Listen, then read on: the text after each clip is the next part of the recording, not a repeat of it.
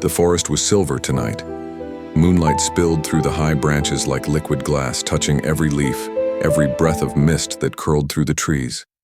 Lyra ran through it barefoot, her pulse wild against her ribs. The air was sharp and cold, yet her skin burned. She didn't look back. She didn't have to. The howls behind her carried the weight of command. They were hunting her, his hunters, and somewhere among them she felt him. Branches whipped at her arms, streaking her skin with thin red lines. Her breath came ragged, visible in the moonlight.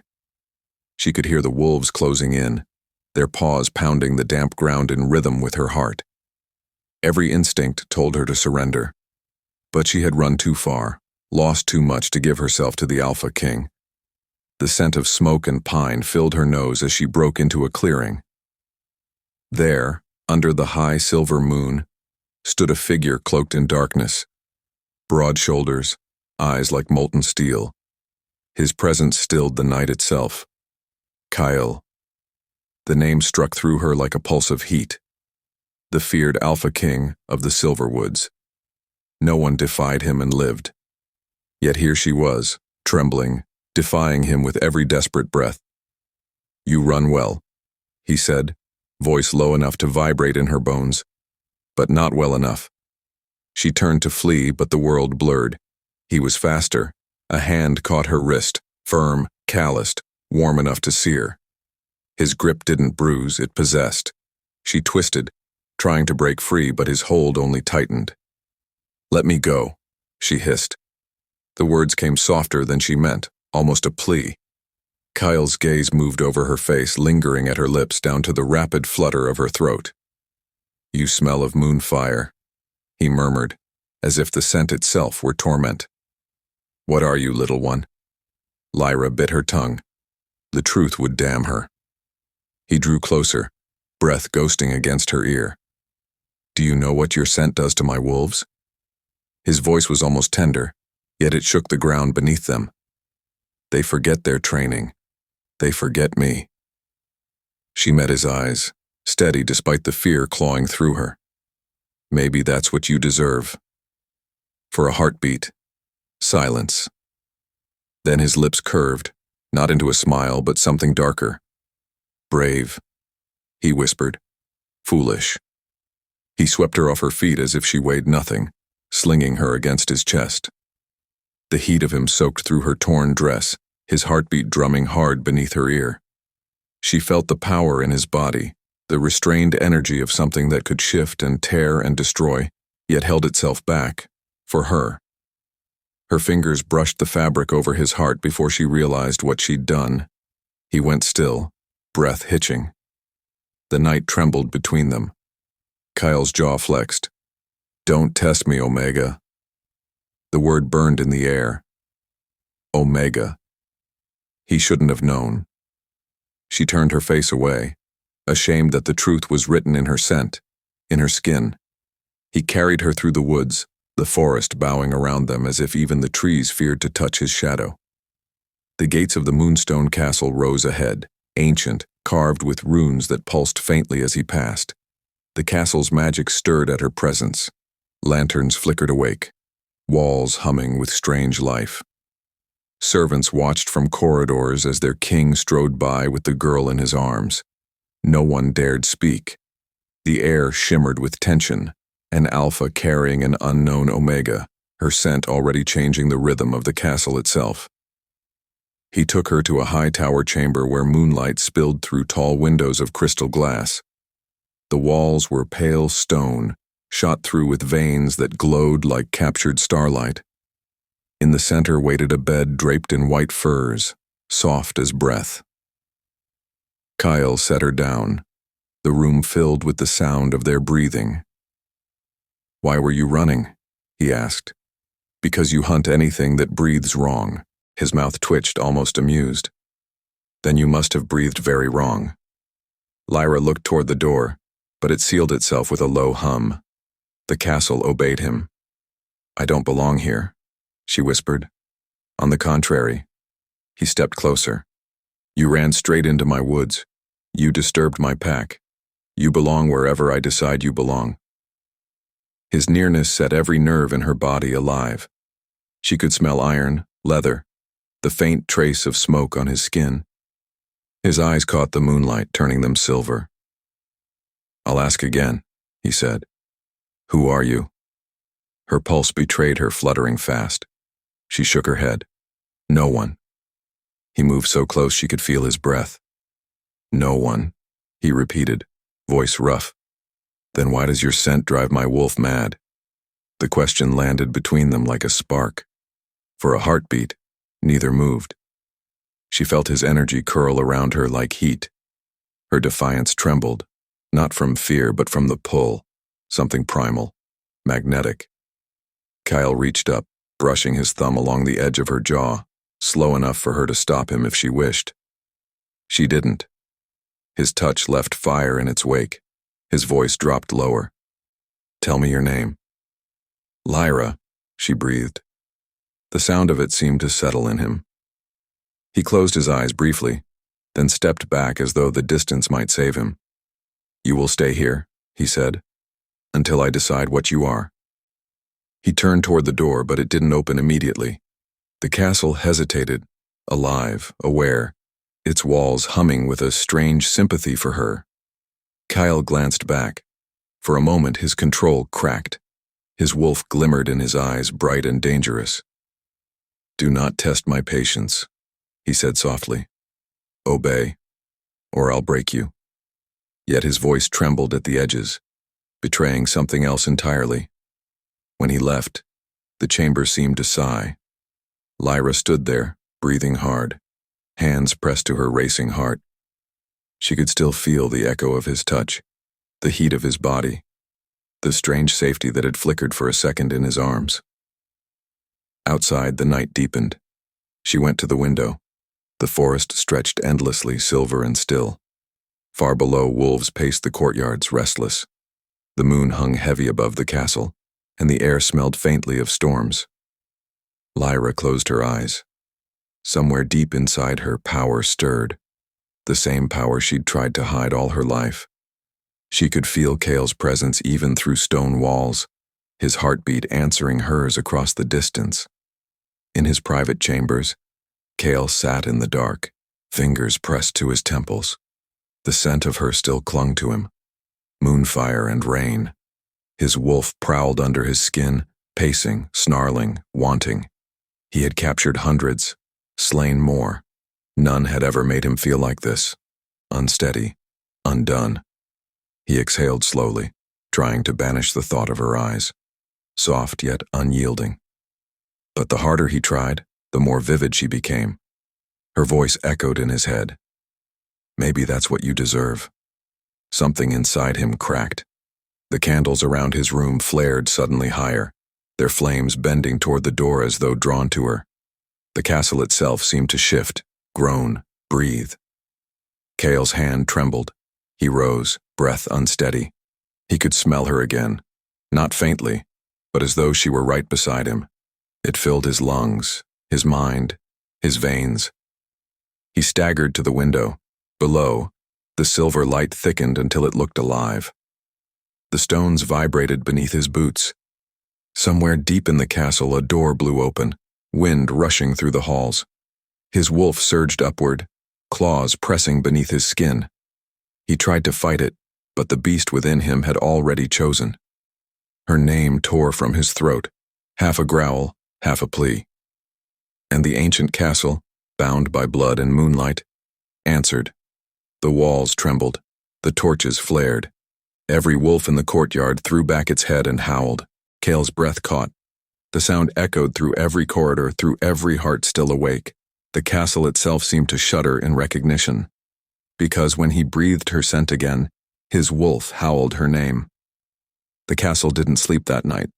Wind howled through its arches like a restless beast, and the torches burned blue, their light bending toward the tower where Lyra lay. When dawn crept across the windows, Kale still hadn't closed his eyes. The scent of her clung to him, stirring the animal inside his chest until he could no longer breathe in peace. Every sound in the corridors, every heartbeat of his pack, carried her echo.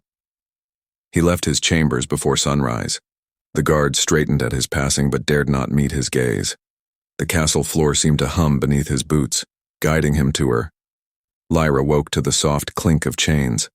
Cold metal circled her wrists, joining above her head, silver links that glowed faintly with warding runes. She sat against the wall, hair tangled, eyes open and clear. The moonstone chamber looked gentler in daylight, but she could feel the magic woven through its stones. It pulsed when she breathed, as though measuring her pulse against its own. The door opened without sound. Kyle stepped inside, all shadow and control. He didn't speak at first. He only looked. At the delicate chains, at the bruised skin of her wrists, at the calm that shouldn't have survived the night. "You don't look afraid," he said. "I'm tired of wasting fear on men who think they own the world," she answered softly. The smallest twitch touched the corner of his mouth, amusement or warning. "You have a tongue sharper than most warriors. Then release me and we'll see if it can wound a king." The words slid between them like silk. Kyle stopped a few paces away. The air thickened, scented faintly of wild mint and storm. Hers. His wolf stirred, pressing forward in his mind. He folded his arms, voice even. "What are you, Lyra? No ordinary Omega smells like this." "I told you, I'm no one." He reached out, tracing a finger along the chain between her wrists. Sparks whispered up her arms. "No one doesn't make the castle walls breathe." Lyra lifted her gaze to his. "Maybe your castle is just lonely." That drew a low sound from his throat, half laugh, half growl. "Careful," he murmured. "You'll make me think you enjoy provoking me." Her pulse stuttered. "Maybe I do." Silence stretched, heavy and electric. His thumb brushed the pulse at her wrist, not rough, just curious. She felt the warmth of his skin seep into hers. The soft, steamy air between them turned heavier. Kyle leaned closer, until the space between their breaths vanished. "When I look into your eyes, I see something older than fear," he said. "Older than you." "Maybe you're seeing yourself," she whispered. For a heartbeat, his control faltered. He could feel his wolf rising, claws scraping the edge of his mind, urging him to claim what called to him. He stepped back sharply, breaking the connection. Chains chimed softly. Kyle turned away, pretending to study the moonlight filtering through the window. "The council believes you're dangerous," he said. "Because I exist?" "Because the castle's heartbeat changed when you arrived." He expected her to deny it, but she tilted her head, listening. Beneath the wind and silence, she did hear it. A faint rhythm in the stones, echoing hers. She smiled, and that small act undid him. He couldn't stand it, the calm in her eyes, the serenity that mocked his chaos. Kale's hand shot out, gripping the chain again, pulling her just a little closer. "Tell me why," he demanded. Lyra didn't flinch. "Maybe your wolf knows." Her voice slid through him like moonlight through smoke. The beast beneath his skin answered with a low rumble. He released her before the sound could escape his throat. Outside the door, servants paused in their duties, whispering to one another. "The Omega is changing the air," they said. The torches bend toward her. The Alpha King's scent fades when she breathes. Rumors crawled faster than light through those halls, carrying fear and fascination in equal measure. Kale dismissed them all, but their words gnawed at him. He found himself returning to her chamber again at dusk, as though drawn by gravity. Each visit began as interrogation and ended in silence, two hearts measuring distance with their eyes. Sometimes he asked about her past. She never answered. Sometimes she asked about his scars. He never explained. Still, something in the air between them began to soften, dangerously so. One night the fire burned low and he sat across from her, the table between them lit by a single candle. The light painted gold over her skin, silver in her hair. He reached for the quill to note his findings, but his gaze refused to leave her face.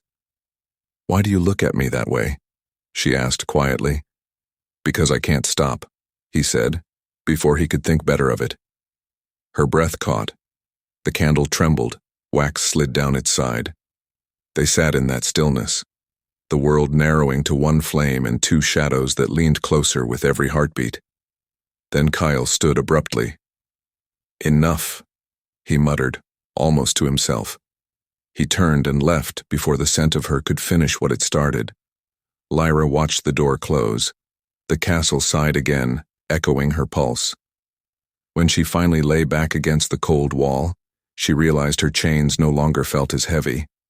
The metal warmed under her skin as if it listened. Far away in his chamber, Kale poured water into a basin and stared at his reflection. His pupils flickered gold, the mark of the beast he kept caged. He clenched his fists until his knuckles whitened. He told himself she was a threat, that her scent was a weapon. But when he closed his eyes, all he saw was the way her lips parted when she defied him, the calm in her gaze, the soft sound of her breath. He lay down, exhaustion finally claiming him. Sleep came, but it was not merciful. He dreamt of the moon spilling through her window, silvering her skin. She stood unbound, walking toward him, her fingers tracing fire down his chest. The air pulsed with the rhythm of two heartbeats beating in sync. Her whisper brushed his ear. "You can't fight what you are." Kale woke with a strangled breath. The sheets were torn beneath his hands. His claws, half-formed, had ripped through the linen. The scent of her filled the room again, sweeter than before, impossible to ignore. Outside, the moon rose higher, full and merciless. Kale sat in the darkness, trembling with hunger he couldn't name, with fear he refused to admit. Somewhere in the tower above, chains shifted softly, as if answering his heartbeat. And in the silence that followed, he realized the truth that terrified him most. It wasn't the beast inside him she was changing. It was him. For 3 days, Kale kept his distance. He buried himself in council meetings, drills, anything that drowned out the echo of her scent. Yet it clung to him, woven into his breath, his skin, the very air of the Moonstone Castle. Every command he gave sounded rougher, more uncertain. Every heartbeat felt borrowed. The beast beneath his ribs prowled restlessly. Whenever his thoughts drifted toward her, claws pressed beneath his skin, threatening to break through. He could almost hear his wolf's voice. Go to her. Touch. Claim. Kyle snarled under his breath and slammed his palm against the council table. Enough, he growled. The gathered elders flinched. An older beta cleared his throat. Sire, the Omega still lives in the tower. The castle hums because of her. It is unnatural. Kyle's gaze snapped to him. She stays. The beta hesitated. But if she carries a curse, she stays, Kyle repeated, softer, more dangerous. No one argued again. When the meeting ended, he lingered alone. Rain began to fall, tapping against the tall windows. Each drop sounded like a heartbeat. He shut his eyes, and in the back of his mind, her calm voice answered the storm. Maybe your wolf knows. Lyra watched the rain from her tower. Chains still circled her wrists, but they no longer bit. Sometimes they pulsed faintly, warm, alive, as if they too were listening to the rain. She hadn't seen Kale since that last night.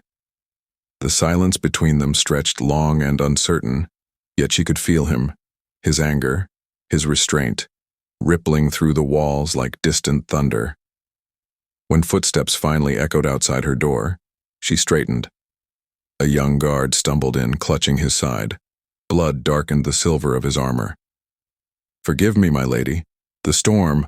Lightning struck the watchtower. He swayed, collapsing before he could finish. Lyra knelt beside him, heart pounding. The wound across his ribs gaped deep and ugly. Without thinking, she pressed her hands to it. Heat blossomed beneath her palms, soft at first, then bright, a silvery glow that seeped into the wound like moonlight poured into water.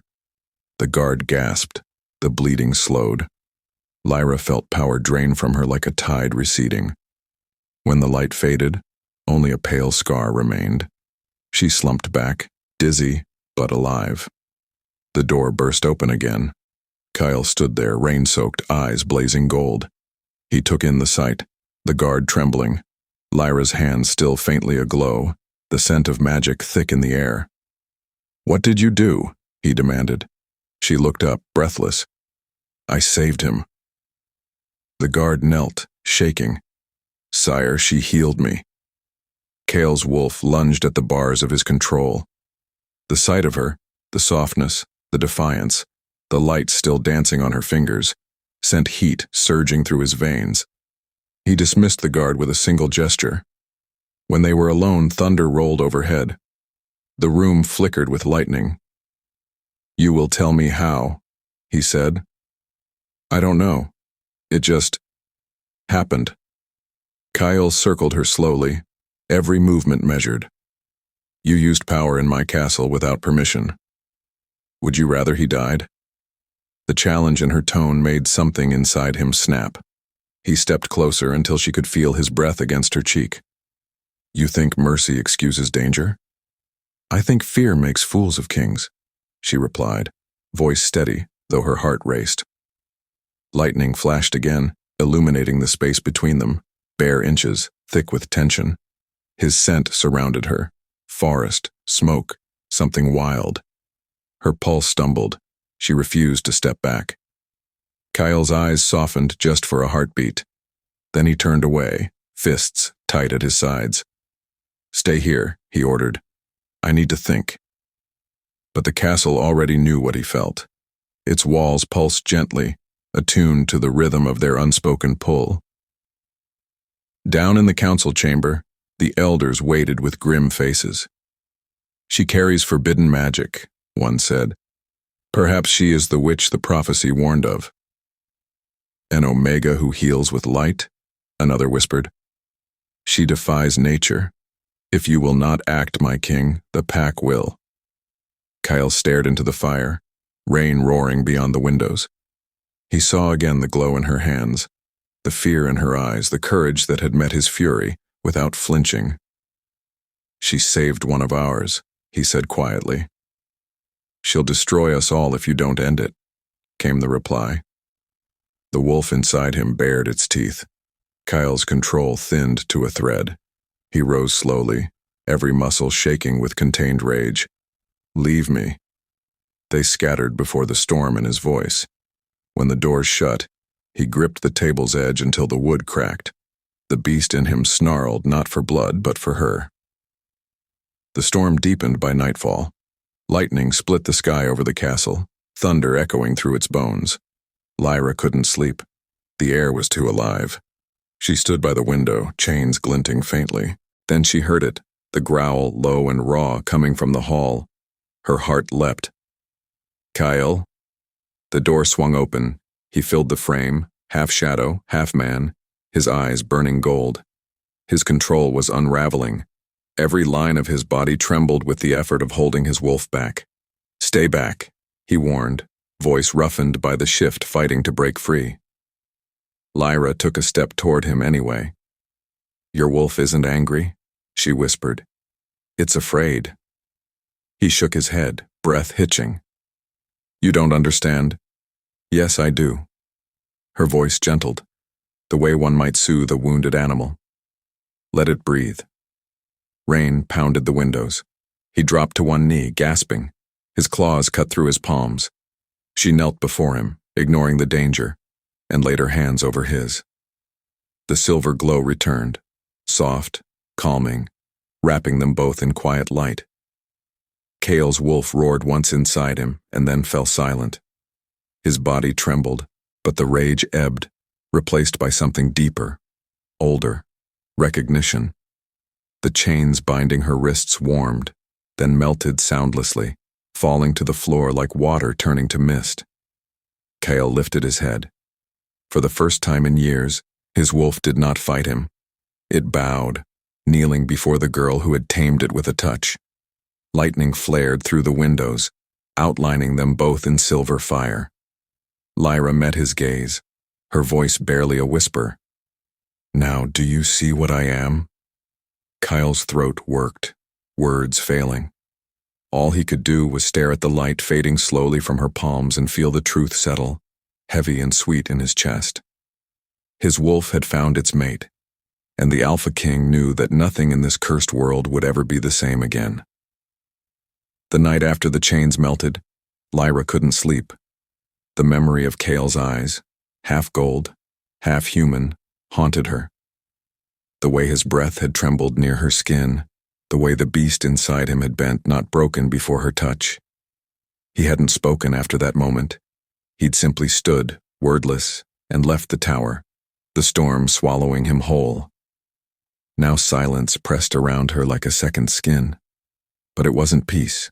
Something deeper was calling, a whisper curling beneath her ribs. It led her out of the tower, barefoot, guided only by the pale spill of moonlight. The corridors of the Moonstone Castle slept. Torches hissed low, shadows shifted like restless ghosts.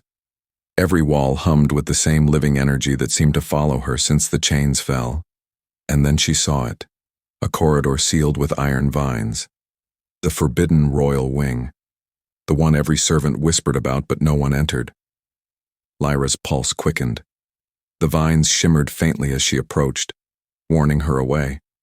But the whisper inside her, the same voice that had told her to touch Kale, urged her forward.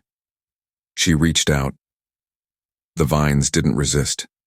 They unfurled like ribbons of smoke, melting at her touch until the great door groaned open with a sigh that sounded almost alive. Inside, dust floated through the moonlight like silver snow. The air was heavy with old magic. Portraits lined the walls, ancient Alpha Kings with their omegas. She moved closer, tracing her gaze along each painted face. Every Alpha bore the same intensity in their eyes, cold, proud, burning. But what stole her breath were the women beside them. Each Omega was different in hair and form, yet the eyes were the same. Her eyes. Lyra staggered back. The realization hit like a jolt. The same silver-gray irises stared out from every frame, centuries apart, painted with devotion and sorrow. "What are you?" she whispered to the air. Her fingers brushed the edge of one portrait. Kale's father, she guessed, his omega leaning toward him as if caught between love and terror. Beneath the frame, a plaque read, "Bound by moonfire, cursed by love." Lyra's breath caught. A faint shimmer beneath the painting revealed a seam in the wall. She pressed it, and a hidden compartment slid open, revealing an old leather-bound journal wrapped in red silk. She hesitated, then opened it. The ink was faded but legible, written in a hand that trembled between regret and longing. "The curse began with me," it read. "I loved her against the will of the moon. My omega was not of our kind. She bore light instead of scent, mercy instead of obedience. When she refused to kneel, I bound her with chains forged from my own blood. And in doing so, I damned every alpha born after me, to crave what they fear and destroy what they love." Lyra's heart twisted. Her fingertips trembled as she turned the page. She swore her soul would return again and again, until one alpha remembered how to kneel, not as king, but as man. A tear splashed onto the parchment before she realized she was crying. The words seemed to hum beneath her touch, alive with truth too heavy to bear. Suddenly the air shifted. She felt it before she heard it, the silent thunder of his presence. "Lyra." His voice came from the doorway, low and dangerous, yet threaded with something raw. Kale stood there half in shadow, his shirt loose from sleeplessness, rain still dampening his hair. The sight of him made the air thinner, hungrier. The journal trembled slightly in her hands. "What are you doing here?" he asked, stepping closer. "I followed the truth," she whispered. "You should have told me." He glanced past her at the portraits and his expression hardened. "You weren't meant to see this." "Why?" she challenged, clutching the book to her chest. "Because it proves what I am, what you are." Kyle's jaw tensed. "You don't understand." "Then make me." She took a step toward him, silver eyes glinting. "Tell me why every omega in your line has my face." The air crackled between them. He didn't answer.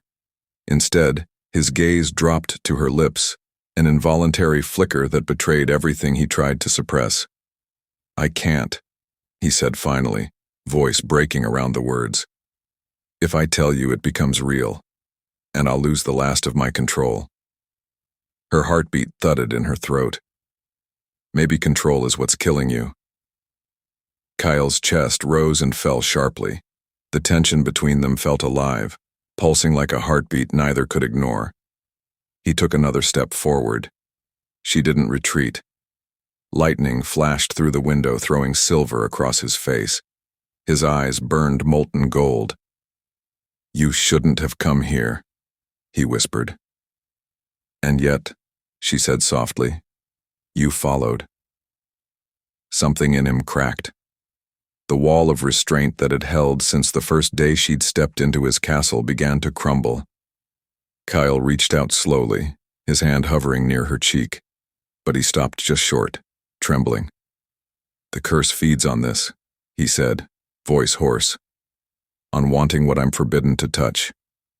Lyra's breath trembled. "Then maybe the curse isn't in the wanting. Maybe it's in the fear." For a heartbeat, they simply stood there, Alpha and Omega, fate and defiance. The silence between them was louder than thunder. Kyle's gaze fell to the journal. "That book should have burned centuries ago." She shook her head. "No, it's a promise." She said her soul would return, until one Alpha remembered how to kneel. His breath caught. The words hit too close, cutting through armor and guilt alike. "Lyra," he said quietly, "if this is true, you were never meant to be my prisoner." She lifted her chin. "Then stop treating me like one." The words hung in the charged air between them. Kyle's hand finally closed around her wrist, gently, reverently. The warmth of his skin against hers sent shivers racing through her. "Do you have any idea," he murmured, "what you do to me?" Her pulse fluttered. "I think I do." For a long moment, nothing else existed. Only the scent of rain on his skin, the echo of ancient portraits watching from the walls, and the quiet hum of something older than either of them, fate or desire, or both. Then, as if waking from a spell, Kale tore his gaze away and stepped back. His breath came fast, rough. "You should leave this place," he said, "before I forget why I shouldn't follow." But even as he spoke, the space between them felt charged, tethered by something invisible, something that no curse, no bloodline, no fear could undo. As Lyra turned to go, the journal still clutched in her hands, Kyle looked up at the portraits again. His wolf whispered from the darkness inside him, "She's the one." And for the first time, Kale didn't silence it. The storm had left a bruised hush over the castle. Lyra stood by the tall window of her chamber, the stolen journal open on the sill, moonlight dripping across its faded pages. She read the same line again and again, but the words blurred. Bound by moonfire. Cursed by love. Behind her, the door opened. She didn't have to turn to know it was him. The air thickened. The quiet tremor in her chest told her before his voice did. "Why did you keep the journal?" Kale's tone was low, restrained, almost gentle, and that gentleness frightened her more than his anger ever had. She closed the book slowly. "Because the truth shouldn't burn." He took a step forward. His boots sounded soft against the stone, each one measured, controlled, as if he were fighting something inside himself. "That truth isn't yours to hold." Lyra faced him. "Then whose is it, the first Alpha's, the Moon's, or yours?" Kale's gaze sharpened. The candlelight caught the gold flecks in his eyes. They glowed faintly, betraying the wolf's unease. "You've seen too much. You don't understand what that story does to us, to me." She met his stare, calm but unyielding. "I understand more than you think. The curse began with fear.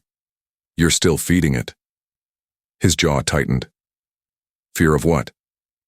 "Not of me." Her voice softened, almost breaking. "Of feeling." The words hung between them like heat. Kale's breath stilled. For a moment, something flickered behind his eyes. Hurt, denial, desire, all tangled together. He moved closer. You think this is fear? His tone dropped, husky. You think I don't know what I'm doing every time I walk into this room and smell you? Lyra's pulse quickened, but she didn't look away. Then stop pretending it's control.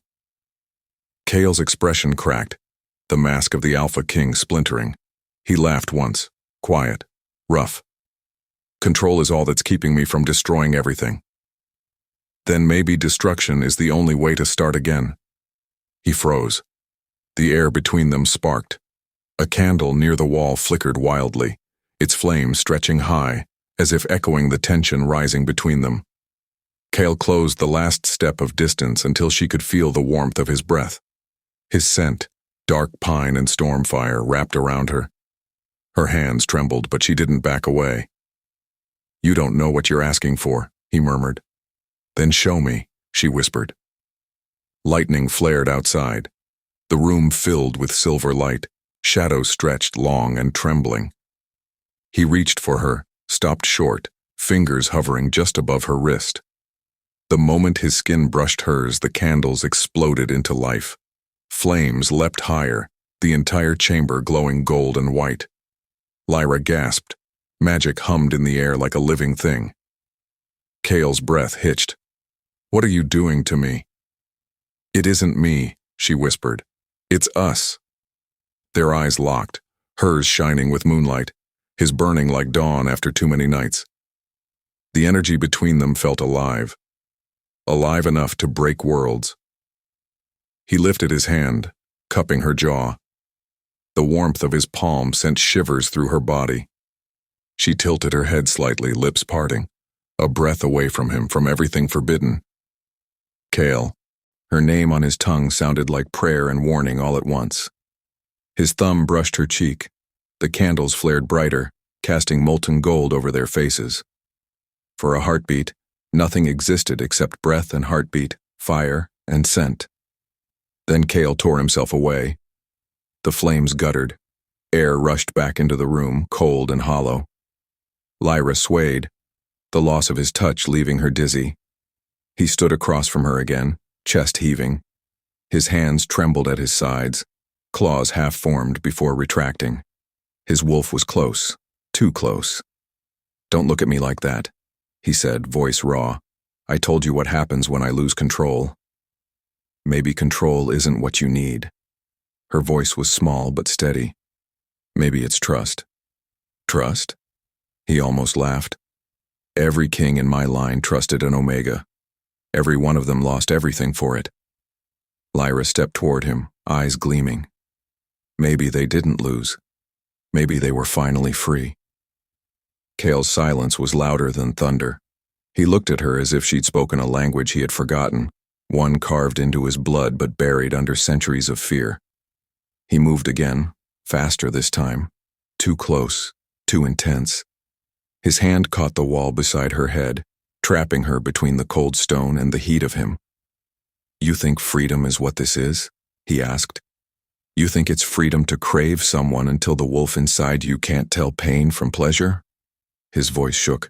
When I breathe you in, everything in me burns. Lyra met his gaze without flinching. Then burn. Something broke in him. The muscles in his jaw twitched. His chest rose and fell in uneven waves. For a heartbeat, he almost leaned in, almost gave in to the madness that had haunted his nights. The air smelled of rain and smoke, heavy with unspoken hunger. Then, with a strangled sound, Kale pushed away. He turned from her, dragging both hands through his hair. I can't, he said hoarsely. Not like this. Why? She asked softly. Because if I touch you again, Lyra, I'll forget what's human in me. He strode toward the door, the room dimming with each step he took. The candles bent low, their flames shrinking as if mourning. Lyra watched him, her throat tight. Kale. He stopped at the threshold. Without turning, he whispered, almost to himself, Your scent is destroying me. And then he was gone. The last candle flickered out, leaving only the echo of his voice and the faint warmth of the air where he'd stood. Lyra pressed a hand to her chest.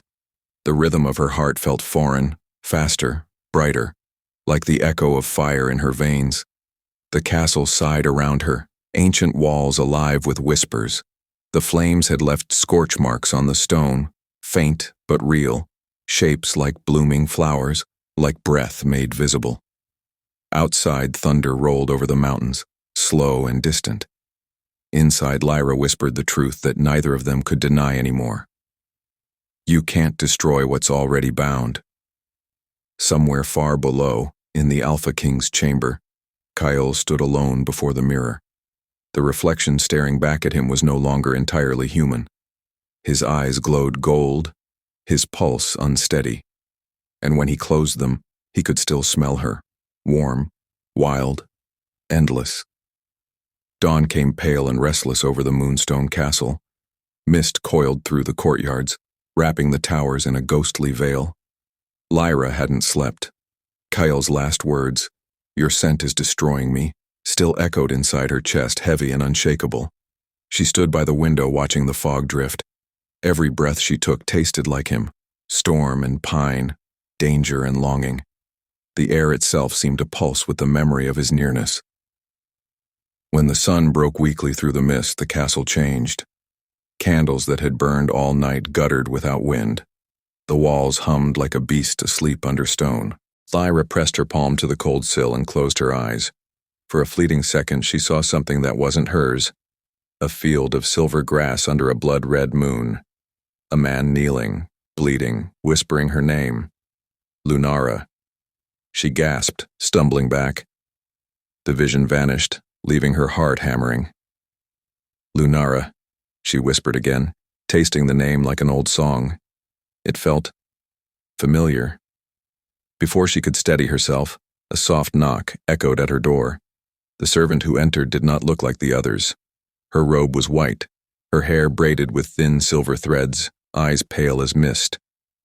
Lyra sensed something ancient in her, like time itself had bent around her presence. The Alpha ordered no visitors, Lyra said carefully. I do not serve the Alpha, the woman replied. Her voice was calm, ageless. I serve the moon. Lyra's pulse quickened. Who are you? The seer, the woman said simply.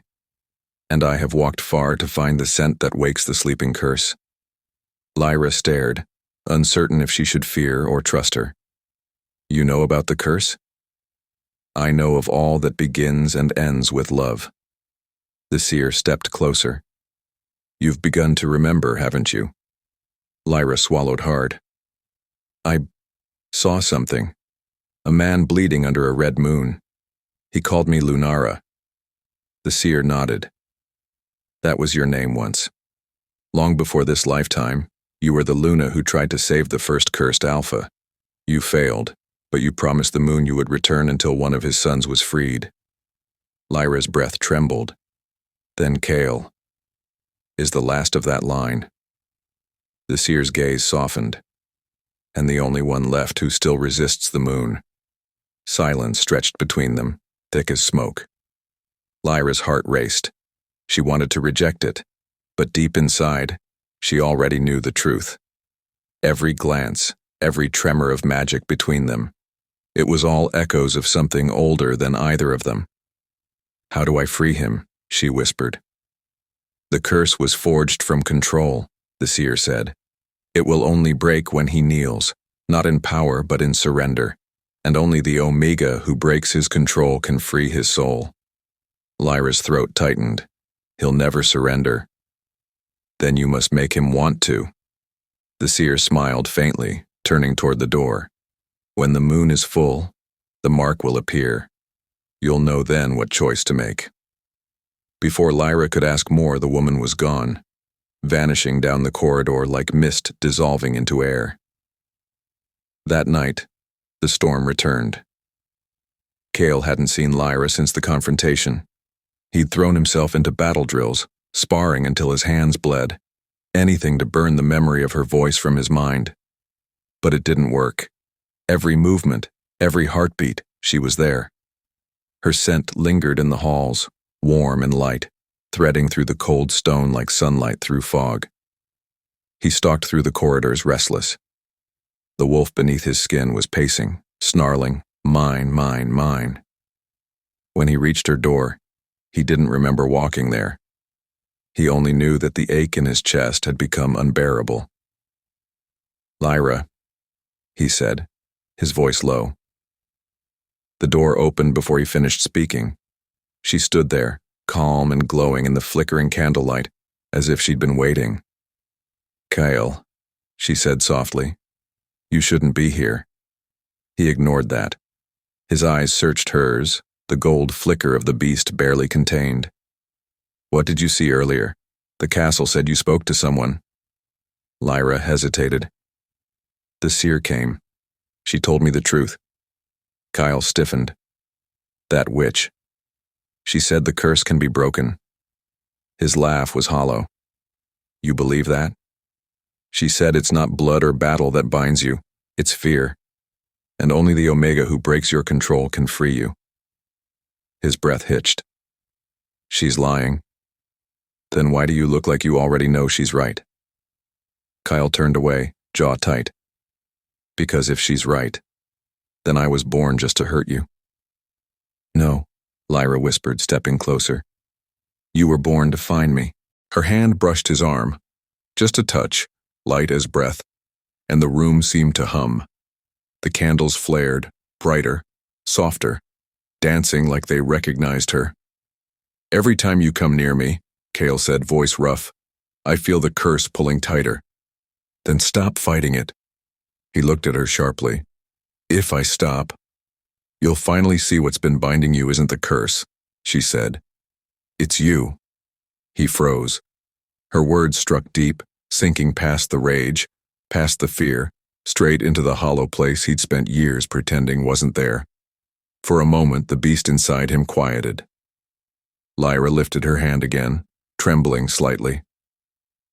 "Let me show you." She pressed her palm against his wrist. The contact was small, innocent, but the world shifted. A jolt of light surged between them, silver and alive. Kyle gasped as warmth flooded his veins, his pulse sinking to hers. A soft glow spread from where she touched him, spiraling outward until both their wrists shimmered with the same mark, a crescent of silver light, delicate and burning. Lyra's breath caught. "What is that?" Kyle stared at it, chest rising fast. "The moon's bond," he whispered, voice shaking. "It hasn't appeared in 1,000 years." Their eyes met. Something ancient and aching moved between them. Recognition beyond memory. Love beyond reason. Lyra's voice was barely audible. "Do you feel it?" He nodded slowly, his hand closing over hers. "It feels like coming home." The light between them pulsed once more, brighter, then faded into their skin, leaving faint silver trails that beat in rhythm with their hearts. Kale's thumb brushed her wrist where the mark glowed faintly. "This can't be real."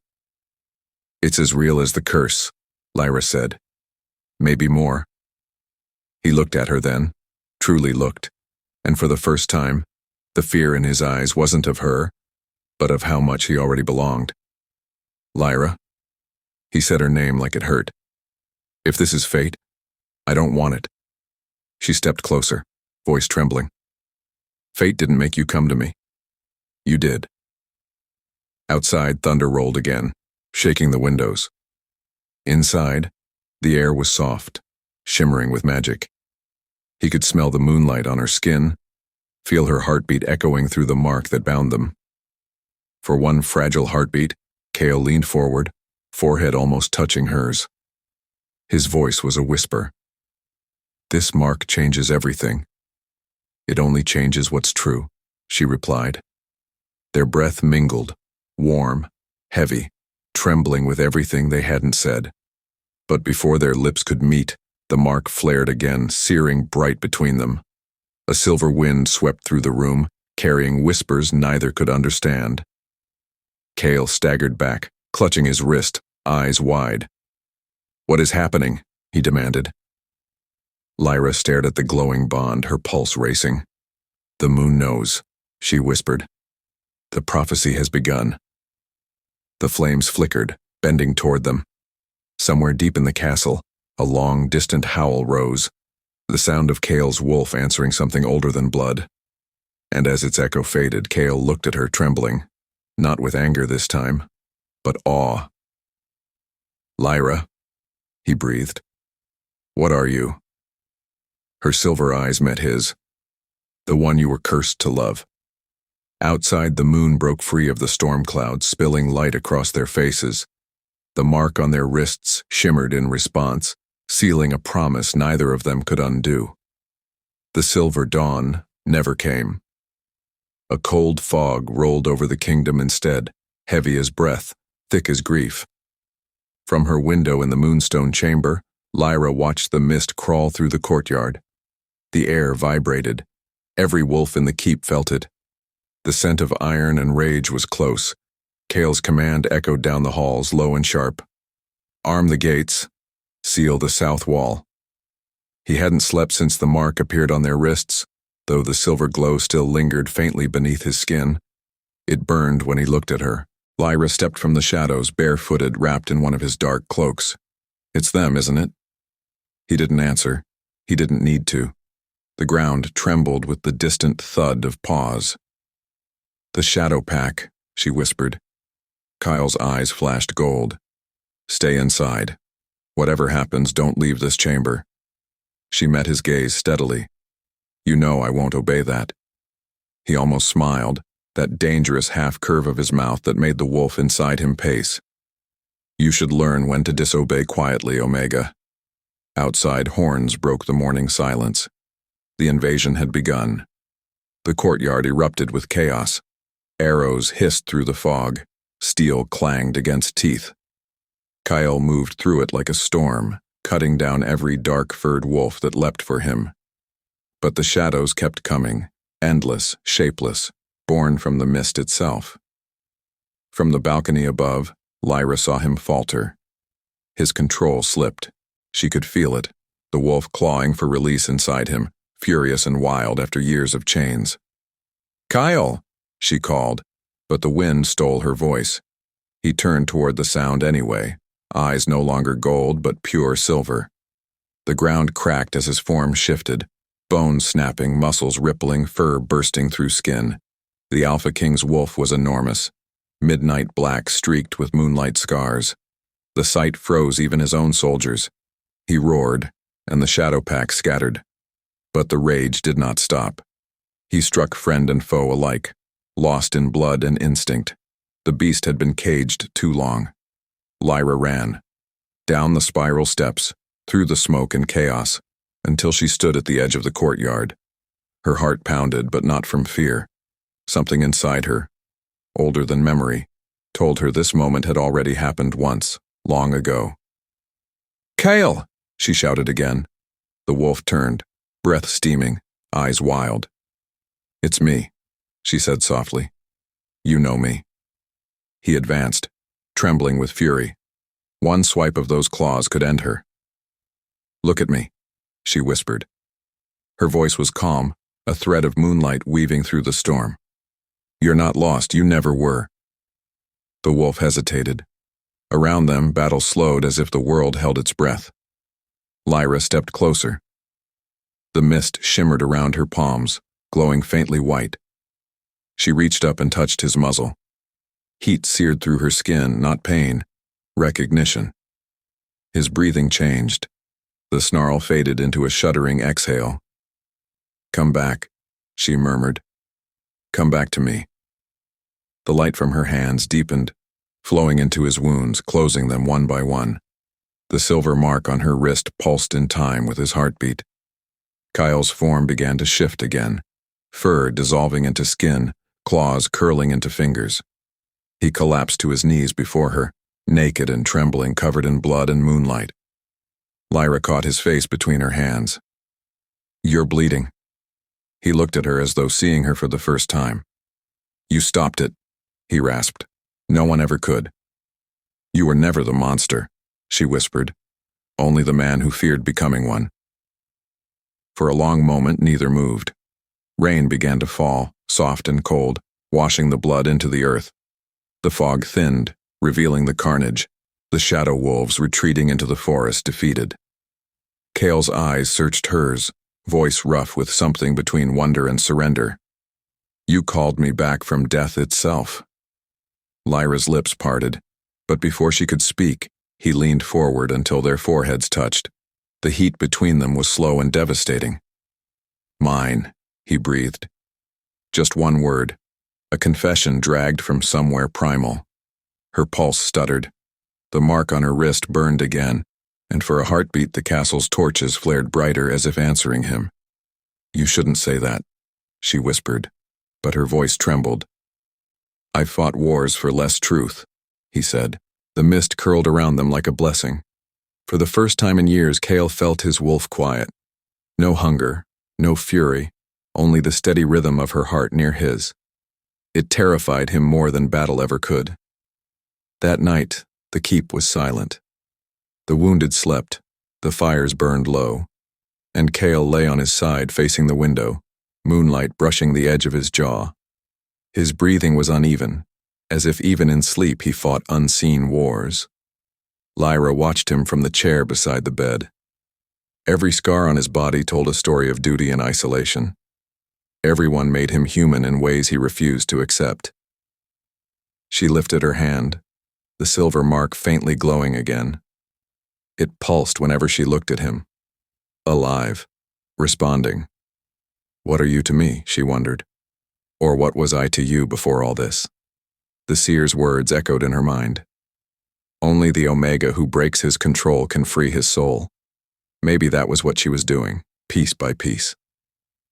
Outside, the fog returned, thin as breath against the glass. The moon hung low, heavy and full, silver bleeding into blue. Lyra leaned closer, studying the face of the sleeping Alpha King.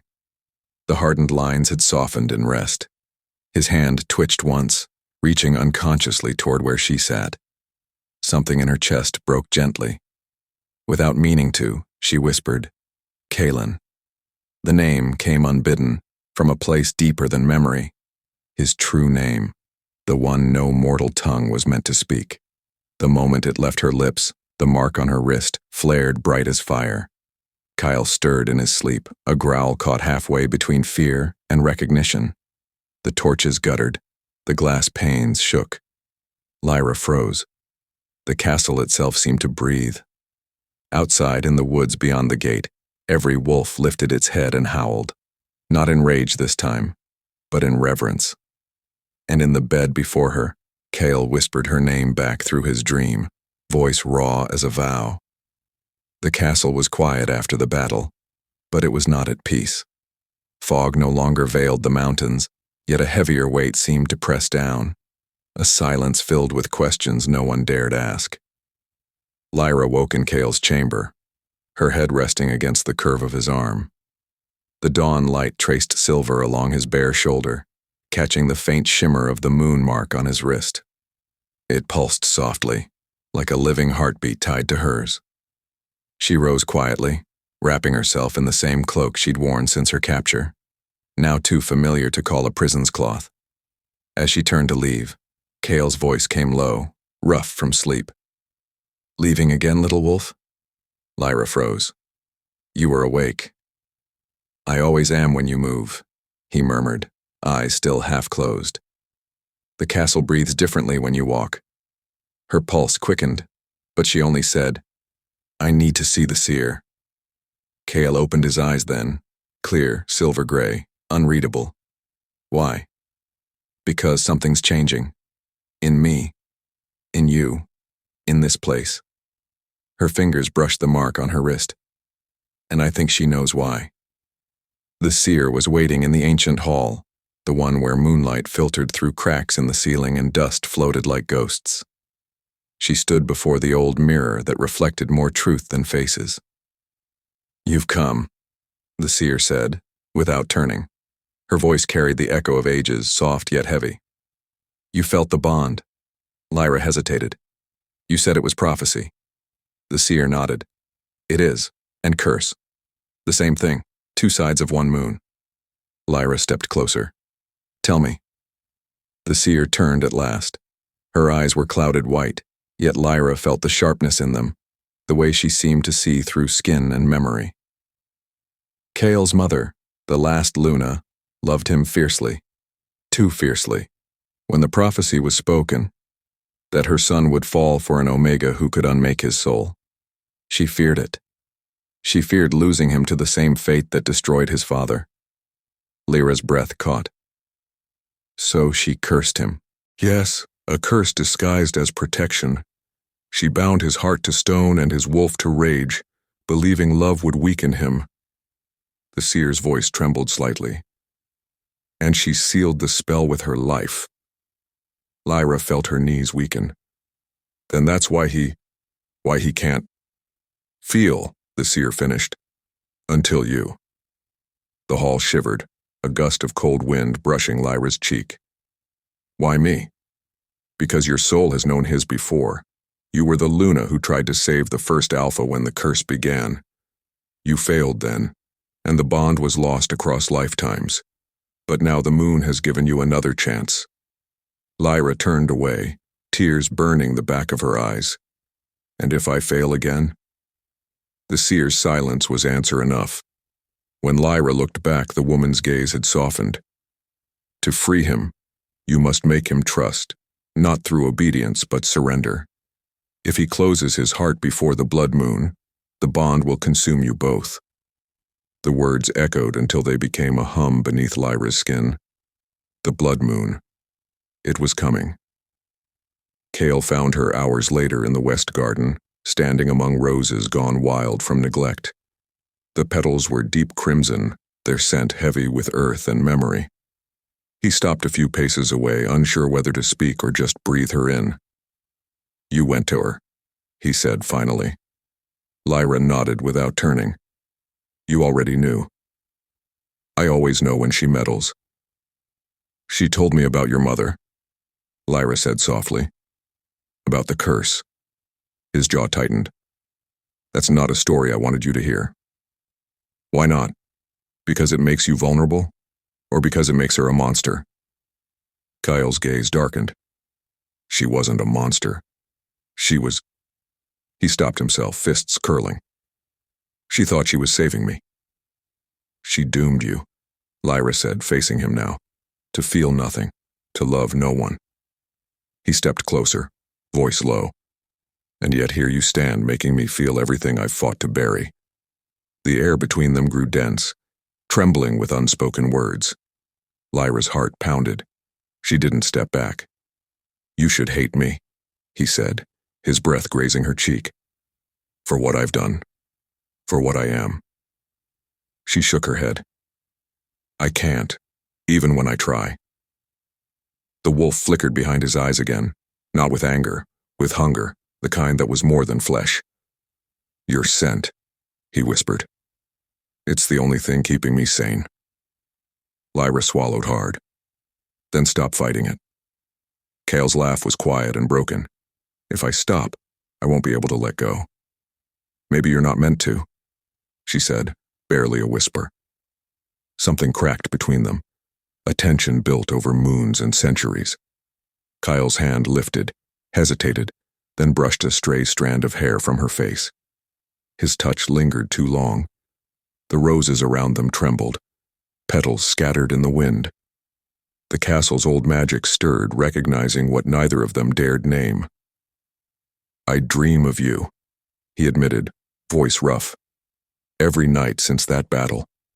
You standing in the mist, calling my name. It feels like I've known that voice all my life. Lyra's breath hitched. You have. He frowned slightly, confusion flickering. What do you mean? But before she could answer, thunder rolled in the distance, low, steady, unnatural. The air smelled of lightning. Lyra turned toward the horizon. The moon's changing. Kyle followed her gaze. Above the distant peaks, a sliver of red bled into the evening sky. The blood moon was rising. Too early. The seer's warning rang in Lyra's ears.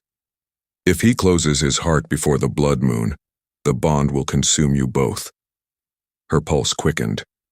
Kyle, we're running out of time. He looked at her, confusion and defiance warring in his expression. Time for what? To choose, she whispered. To trust me. He stepped back, shaking his head. I can't. You don't know what I become when the moon turns red. Then let me see, she said, taking a step toward him. Let me see everything. He exhaled sharply, torn. You don't understand what you're asking for. I do, she replied, her voice trembling yet steady. I'd rather face the monster than the man who hides from me. Silence stretched between them. The crimson glow grew stronger, painting the stone walls in shades of blood and fire. The mark on their wrists pulsed faster, responding to the moon.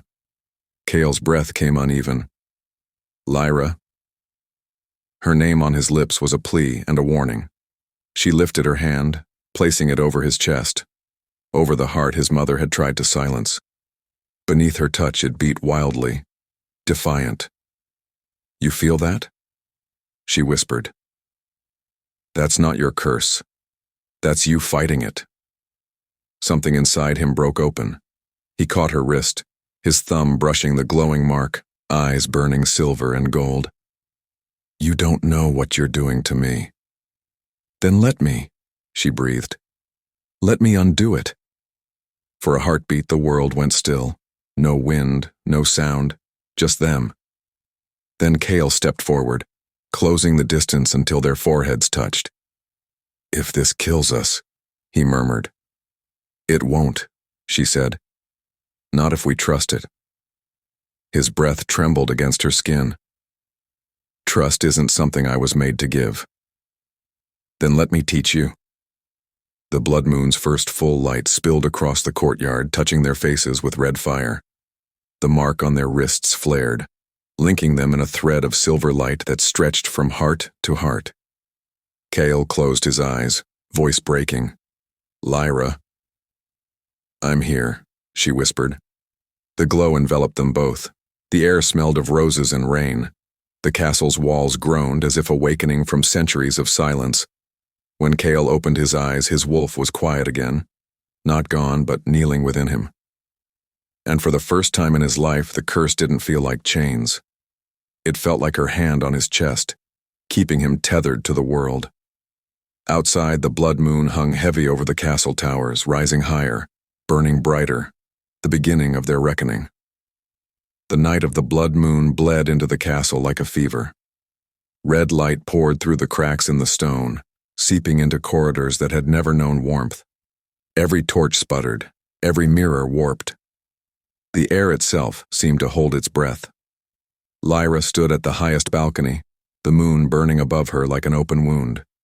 The mark on her wrist pulsed in rhythm with its glow. Behind her, Kale's footsteps echoed, slow, heavy, certain. It's beginning, she whispered. He came to stand beside her, jaw tight, eyes reflecting the crimson sky. The curse. It's waking. The wind rose, carrying with it the low murmur of voices. Hundreds, maybe thousands, whispering from inside the walls. The spirits of the Alpha line, Kale's ancestors, bound by the same sin. Lyra clutched the railing as the ground shuddered beneath them. They're calling you. No, Kale said quietly. They're warning me. A fissure split the marble floor between them. Light burst through it, silver and red entwined. Lyra staggered back. Chains of spectral metal snaked from the crack, wrapping around her ankles, her wrists, her throat. Kyle, she gasped, falling to her knees. He lunged forward, grabbing her shoulders, but the chains hissed at his touch. Pain jolted through him, burning his palms. It's the curse. It's claiming you instead. Her eyes flashed with fear, but there was calm beneath it. It's not claiming me. It's testing you. The seer's voice echoed faintly in his mind. Only the Omega who breaks his control can free his soul. Kyle's wolf surged, furious, desperate to tear through the magic, but his body trembled between fury and fear. Tell me how to stop this, Lyra met his gaze, tears slipping through her lashes. You already know. The walls moaned. The blood moon's light grew blinding. The chains tightened around her chest until she could barely breathe. Kale dropped to his knees before her. His voice shook. If I lose you, you won't. Her breath hitched. But you have to trust me now, completely. A deep, resonant hum filled the chamber as the seer appeared in the doorway, her staff glowing white. The unity ritual, she said. Heart and will as one, or the curse will devour you both. Kale looked up, voice raw. How? The seer stepped closer, her presence calm amid the chaos. Your souls are bound by the moon's mark. You must let it merge, surrender the last walls you hold. No fear, no control, only truth. Then she vanished, leaving them in a swirl of light and dust. Lyra looked at him, breathing shallow. Kale, look at me. He did. Her eyes glowed faintly with that same silvery warmth he'd seen when she healed him. She was luminous, fragile, unstoppable. Trust me, she whispered again. He closed his eyes, exhaling slow. Then take what's left. He reached for her wrists, the chains searing his skin. But he didn't pull away. The mark on their wrists ignited, lines of silver running from his hands to hers, connecting heartbeat to heartbeat. The air trembled. Their breath mingled. The chains began to hum, a deep metallic vibration that matched the rhythm of their pulse. Lyra's voice softened to a prayer. Your wolf knows me. Let him through. Kale's jaw clenched as power surged beneath his skin, fighting to break free. He leaned closer, their foreheads touching, sweat and moonlight mingling. Lyra. His voice cracked. It's too much. Her whisper brushed his mouth. Then let it be. A rush of magic exploded from their joined hands, blinding, electric, wild. The air filled with sparks of white and red light swirling around them like embers caught in a storm. The chains melted, turning to streams of silver mist that wrapped around them instead of binding them. Kale gasped as her heartbeat fused with his, every throb echoing inside his chest like a drum. He could feel her breath, her fear, her strength. Every wall he'd ever built crumbled. Lyra's voice trembled against his ear. You're not cursed. You're chosen. He opened his eyes and saw her, not just Lyra, but every version of her that had ever lived. The Luna of the first Alpha, the healer who died saving him, the Omega who defied his command. She was all of them. She was his always. Mine, he whispered, not as claim, but as revelation. The power between them surged again, this time softer, slower, like waves against the shore.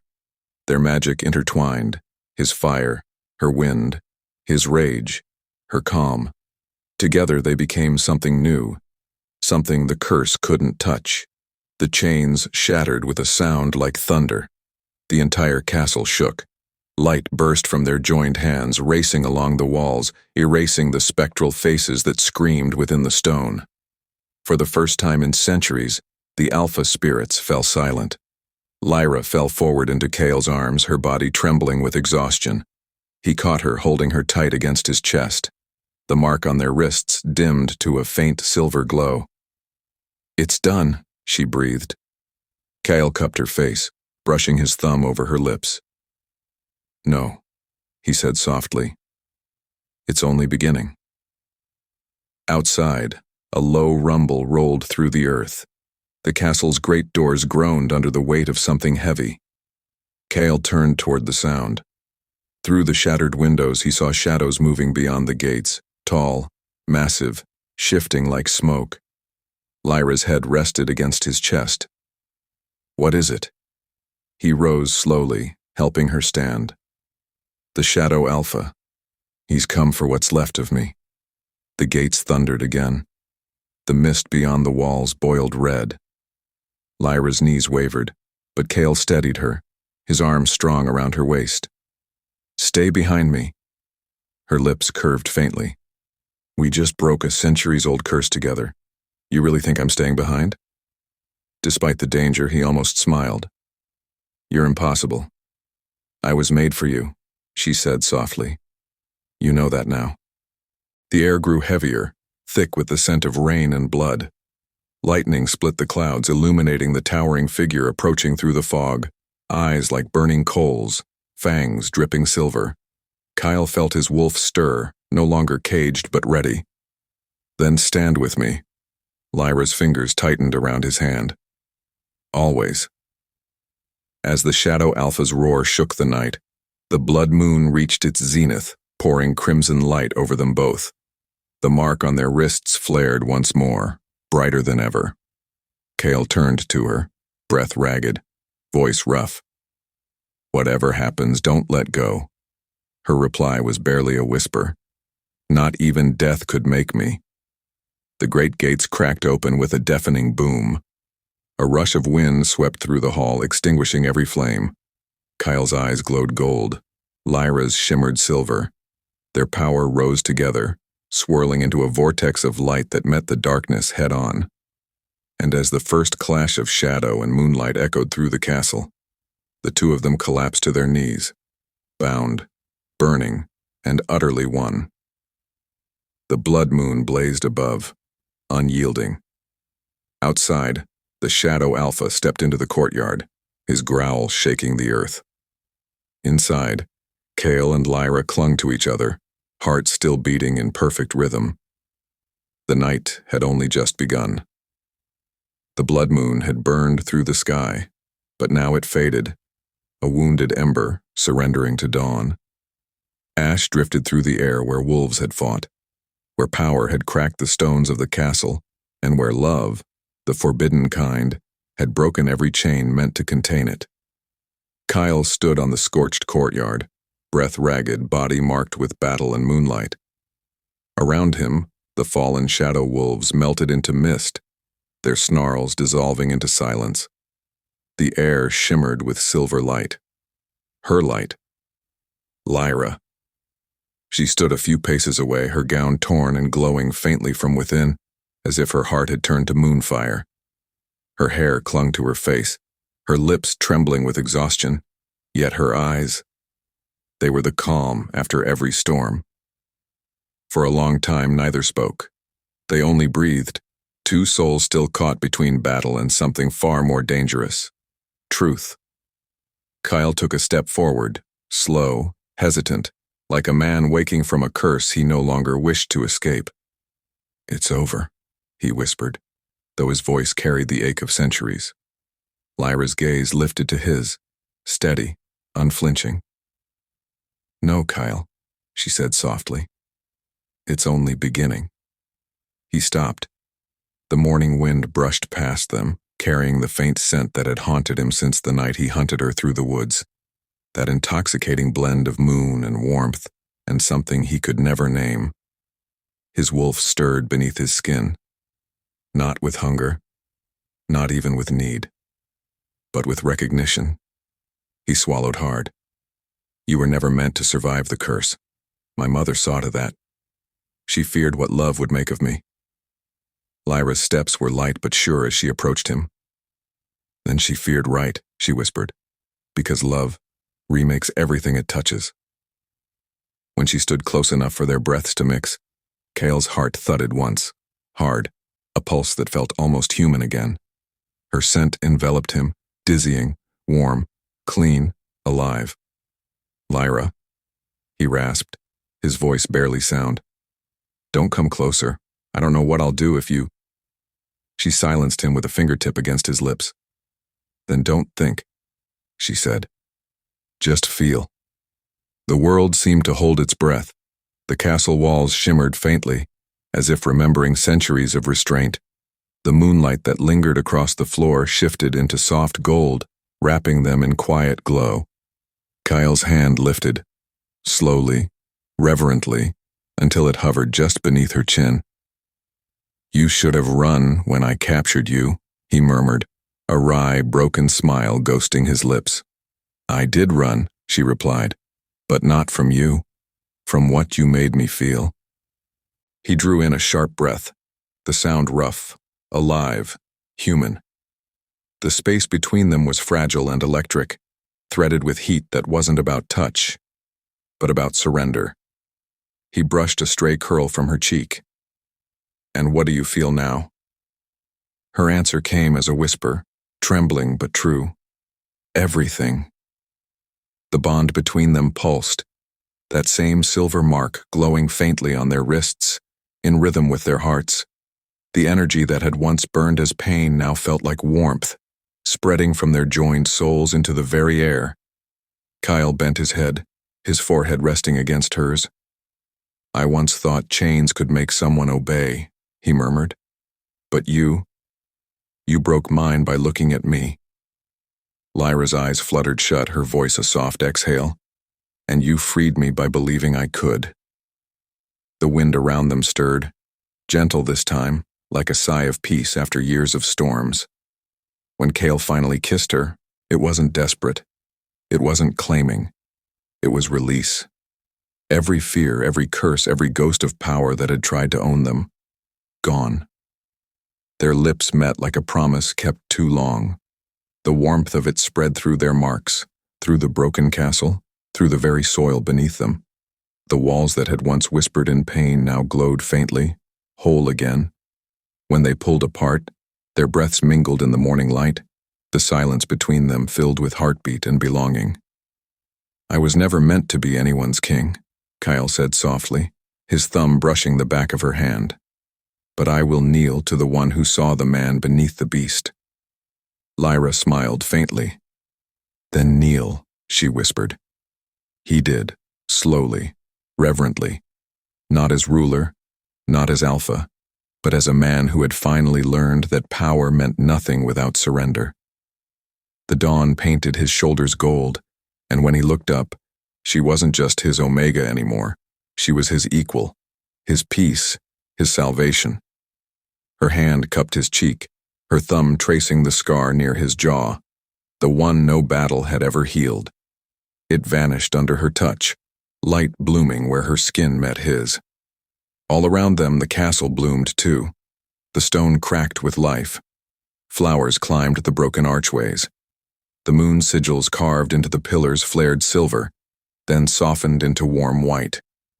For the first time in centuries, sunlight reached the heart of the cursed keep. Lyra looked toward the horizon. "It's over now," she said. "The curse, the shadows, the blood." Kyle rose, taking her hands in his. "No, little moon," he said quietly. "It's not over. It's beginning again, as it should have been." She smiled, tears glinting like dew. "Then let it begin with peace." He leaned forward, pressing his forehead to hers once more. The gesture that had always meant battle now turned to devotion. The silver mark on their wrists merged into one faint glow, no longer binding but joining. The air carried the scent of them both now, wild wolf and soft moonlight. And when Kyle finally spoke, his voice was no longer the command of a king, but the vow of a man reborn. He could chain her body, silence her breath, but her scent became his salvation. The castle exhaled, stone and magic, love and ruin, all settling into silence as dawn claimed the night. And in that silence, two souls who had once been enemies stood hand in hand, no longer Alpha and Omega, no longer cursed and savior, but something purer, stronger, infinite. The beginning of peace. The beginning of them.